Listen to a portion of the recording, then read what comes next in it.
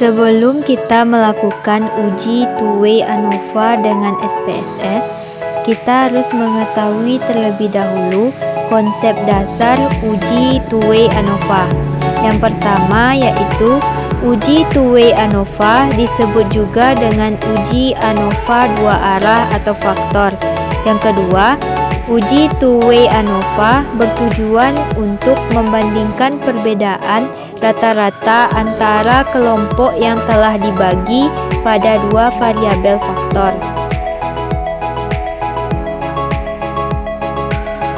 Selanjutnya, persyaratan penggunaan uji two-way ANOVA. Yang pertama, sampel berasal dari kelompok yang independen. Yang kedua, variabel faktor adalah dana non-metrik. Yang ketiga, variabel dependen adalah data berskala kuantitatif. Yang keempat, nilai residual standar berdistribusi normal.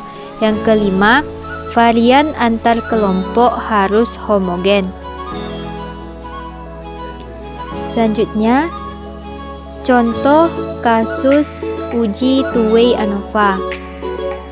Seorang peneliti ingin mengetahui apakah terdapat perbedaan hasil belajar matematika siswa SMP berdasarkan jenjang pendidikan terakhir orang tua dan jenis kelamin siswa tersebut. Yang pertama, faktor jenjang pendidikan terakhir orang tua terdiri dari 3 taraf, yaitu SMP, SLTA, dan perguruan tinggi atau PT. Yang kedua, faktor jenis kelamin terdiri dari 2 taraf, yaitu laki-laki dan perempuan. Kemudian akan diteliti tentang yang pertama, apakah ada perbedaan hasil belajar matematika siswa berdasarkan jenjang pendidikan terakhir orang tua. Yang kedua, apakah ada perbedaan hasil belajar matematika siswa berdasarkan jenis kelamin siswa. Yang ketiga, apakah ada interaksi jenjang pendidikan terakhir orang tua dengan jenis kelamin siswa dalam menentukan hasil belajar matematika siswa.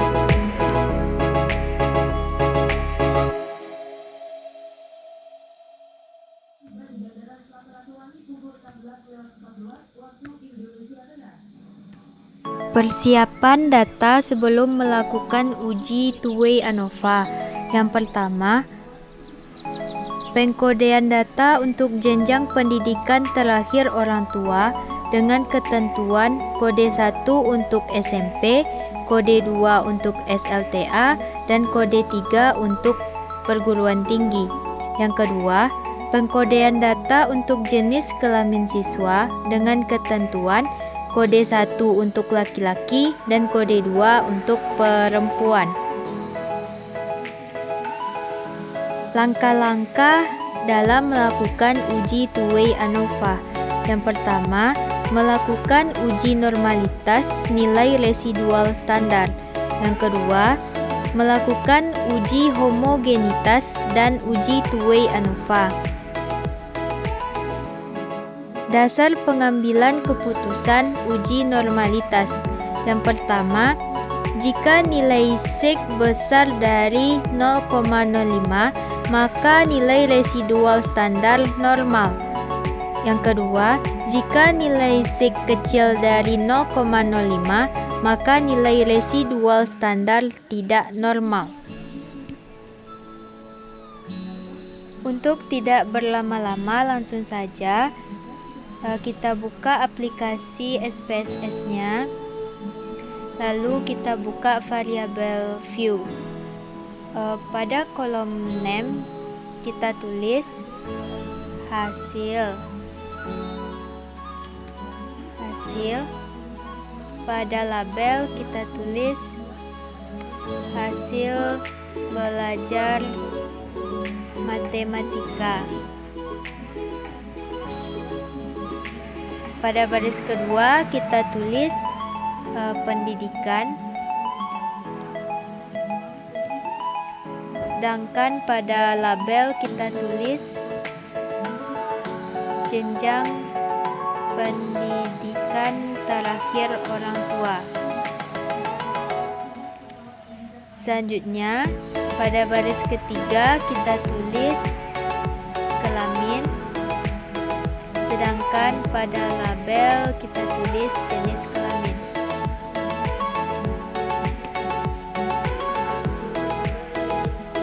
Pada jenjang pendidikan, pada valuenya kita masukkan kode yang telah diketahui tadi, yaitu untuk kode 1 adalah SMP, kita add-kan. Untuk kode 2 adalah SLTA, kita add-kan. Dan untuk kode 3 adalah perguruan tinggi atau PT, kita add-kan. Lalu kita tekan OK.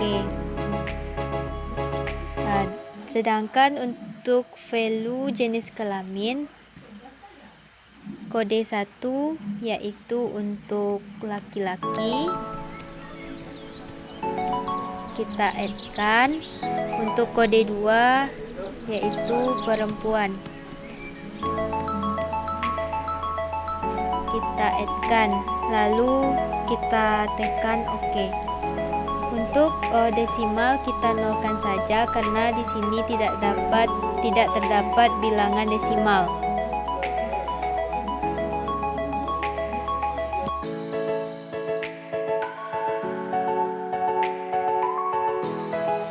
Selanjutnya kita masuk ke data view.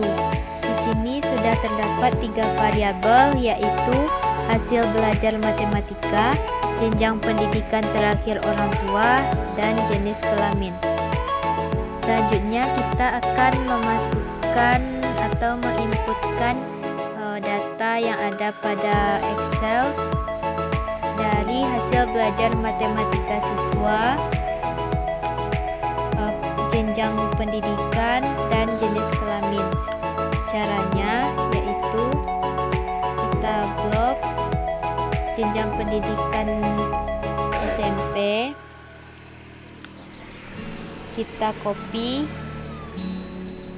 lalu kita pastekan.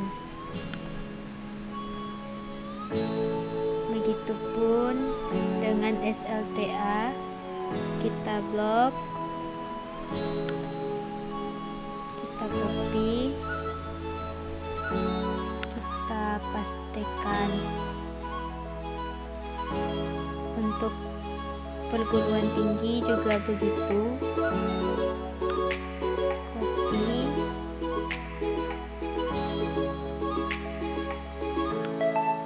paste.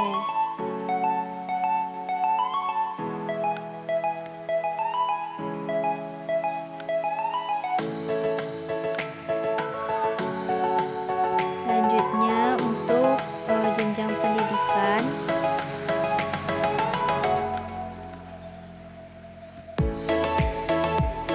kita blok juga, kita copy, kita paste.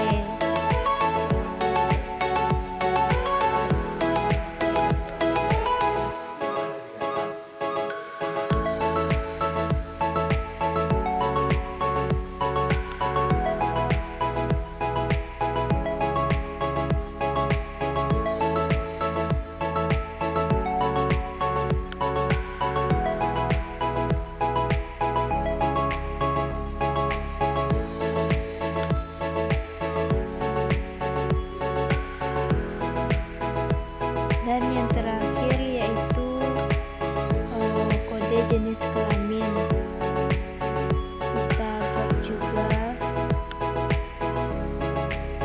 kita copy,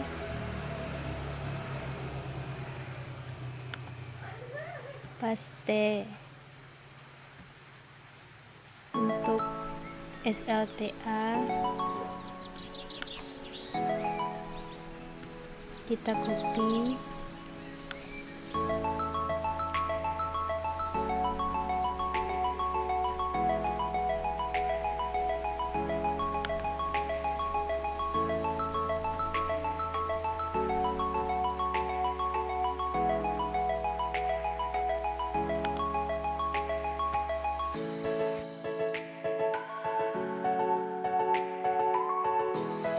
Karena semua data telah terinputkan, yang kita butuhkan adalah normalitas nilai residual standar. Maka kita harus membuat variabel residual standar terlebih dahulu. Caranya yaitu kita tekan analyze, selanjutnya general linear model, lalu kita tekan univariate.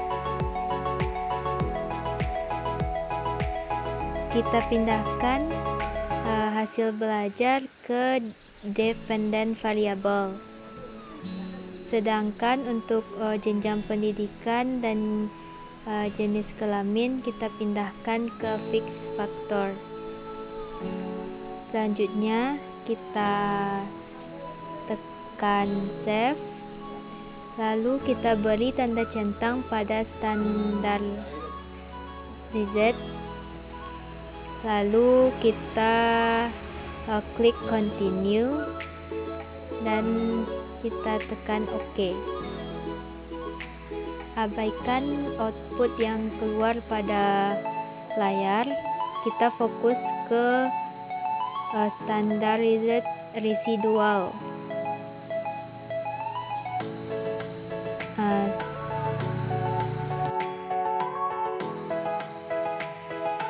Langkah kedua yang kita lakukan adalah melakukan uji homogenitas dan uji two-way ANOVA. Langkahnya yaitu kita kembali ke layar SPSS, lalu klik Analyze. Setelah itu General Linear Model, lalu mengklik Univariate. Selanjutnya kita klik Save. Kita hilangkan centang pada standar DZ pada saat melakukan uji normalitas tadi. Lalu kita klik continue. Selanjutnya kita tekan option. Kita pindahkan pendidikan kelamin ke kolom display min4.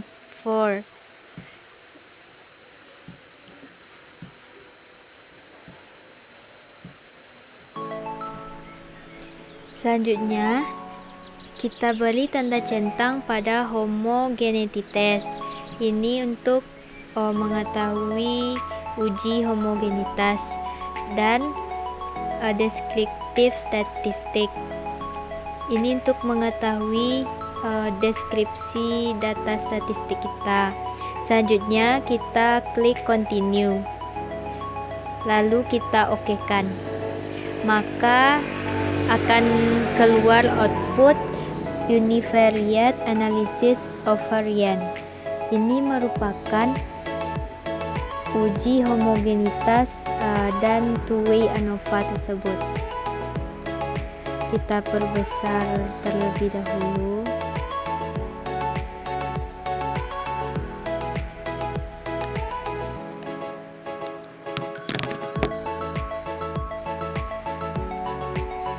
Di sini terlihat hasil analisisnya.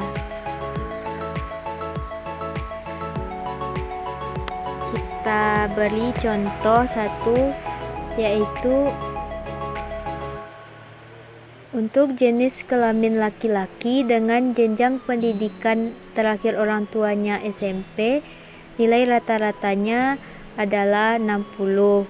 Sedangkan jenis kelamin perempuan dengan jenjang pendidikan terakhir orang tuanya SMP, rata-ratanya juga 60.